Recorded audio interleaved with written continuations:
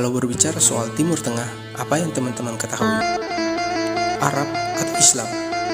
Nah, Timur Tengah merupakan wilayah yang pernah dijajah oleh kerajaan Islam. Maka, tidak heran apabila Islam menjadi agama yang paling dominan di Timur Tengah. Namun, dominasi itu tidak serta-merta menjadikan kawasan tersebut terbebas dari agama-agama lain.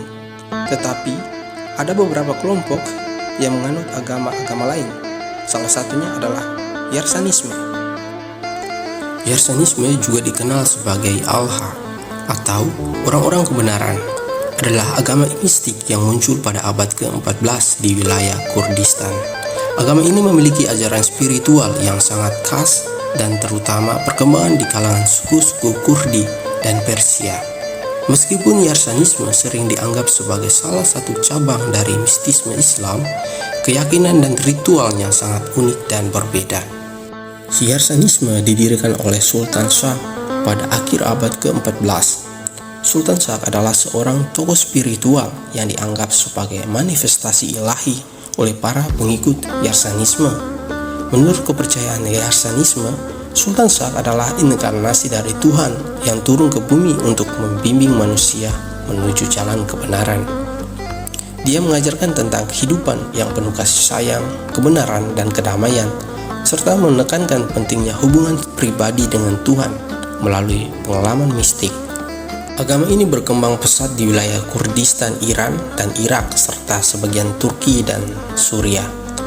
Yarsanisme memiliki elemen-elemen yang mirip dengan ajaran Sufisme dalam Islam, serta pengaruh dari ajaran Zoroastrianisme dan kebudayaan lokal yang sudah ada di daerah tersebut. Yarsanisme dikenal karena ajaran-ajaran esoterisnya yang diwariskan secara lisan dan tertulis dalam bentuk puisi mistik, nyanyian suci yang disebut Kalam-e-Saranjam, kitab suci Yarsanisme.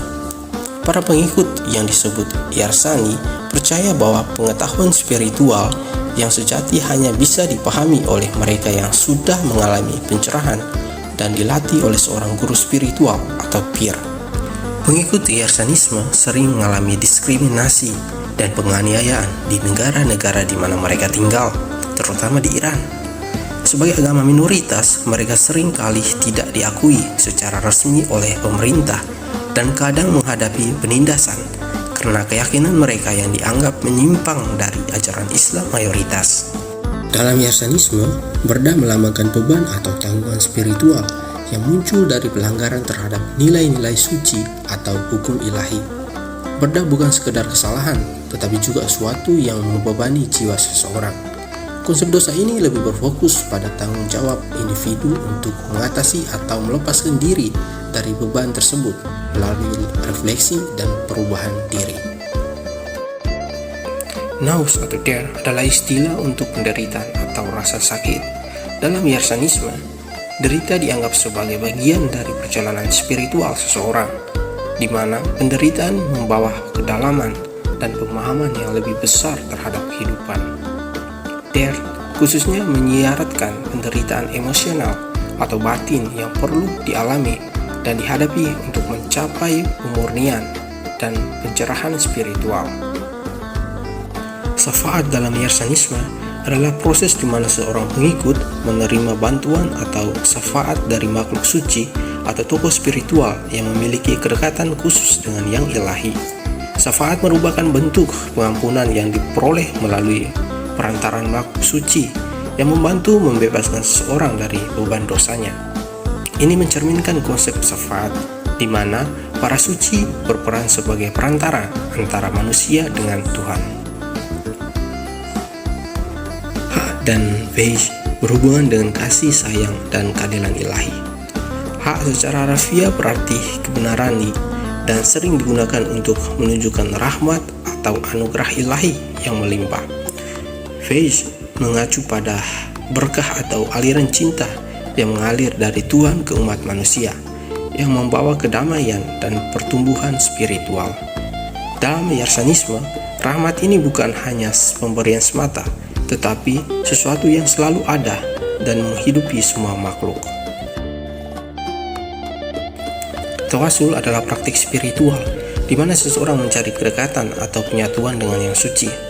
Rekonsiliasi ini tidak hanya sebatas memohon maaf atau menebus dosa, tetapi lebih kepada upaya untuk menyatukan diri kembali dengan nilai-nilai spiritual. Tawasul sering dilakukan melalui perantaraan tokoh-tokoh suci atau wali yang membantu memfasilitasi hubungan langsung dengan Ilahi. Dalam Yarsanisme, perda merujuk pada tabir atau penghalang spiritual yang perlu diangkat untuk mencapai penebusan. Seseorang harus melewati tabir ini melalui kesadaran dan pencerahan diri. Jamal menunjukkan upaya mencapai harmoni atau keseimbangan dengan Tuhan. Penebusan dalam Yarsanisme lebih banyak terkait dengan pembebasan dari batasan-batasan duniawi yang menghalangi pencerahan. Didar atau didari adalah istilah yang menggambarkan pertemuan mistis dengan yang ilahi. Ini adalah perjumpaan yang melibatkan pengalaman langsung atau visi tentang kehadiran Tuhan. Dalam Yarsanisme, pengalaman ini sangat diidamkan karena memungkinkan pengikut untuk mendapatkan kedekatan langsung dengan kebenaran dan cinta Tuhan.